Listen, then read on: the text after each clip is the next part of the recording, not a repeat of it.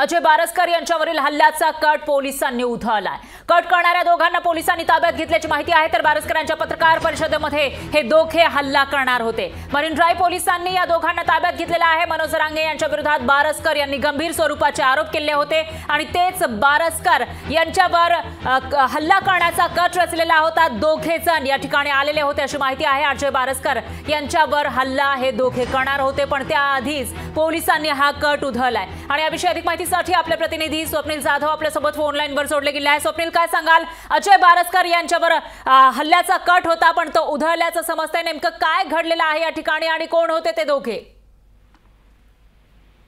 पण आपण बघतोय अजय बारसकर यांनी मनोज जरांगे पाटील यांच्या विरोधात काही आरोप केले होते आणि त्यानंतर अजय बारसकर यांनी सुद्धा भीती व्यक्त केली होती की माझ्यावरती हल्ला होऊ शकतो। खरं तर मनोज जरांगे पाटील कसं मराठा समाजाला वेठीस धरतात अशा प्रकारचे अनेक आरोप त्यांनी केले होते। मात्र आज अजय बारसकर हे पत्रकार परिषद घेणार होते अशी माहिती होती, मात्र त्यांना सुद्धा असं कुणकुण लागले होते की त्यांच्यावरती हल्ला होईल, त्यामुळे पत्रकार परिषद ही रद्द करण्यात आली होती। चर्चगेटमध्ये ज्या हॉटेलमध्ये अजय बारसकर वास्तव्यास होते, राहण्यास होते, त्याच ठिकाणी काही 2 संशयित व्यक्ती होते आणि त्यांना पोलिसांनी ताब्यात घेतलेले। दरम्यान अजय बारसकर यांना सुद्धा पोलीस स्टेशनमध्ये आणण्यात आलं होतं। त्यानंतर त्यांची चौकशी केल्यानंतर त्यांना सोडून देण्यात आलं असल्याची माहिती समोर येते। मात्र अजय बारसकर यांच्यावरचा हल्ला हा पोलिसांनी आता जरी उधळला असेल तरी पुढच्या काळामध्ये, पुढच्या दिवसांमध्ये अजय बारसकर यांच्यावरती कुठेतरी हल्ला होईल अशा प्रकारचा संशय आता व्यक्त होतोय।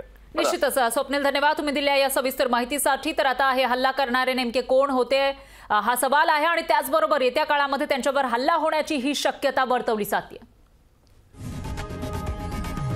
लोकशाही मराठी ऐका, पहा, जागरूक रहा।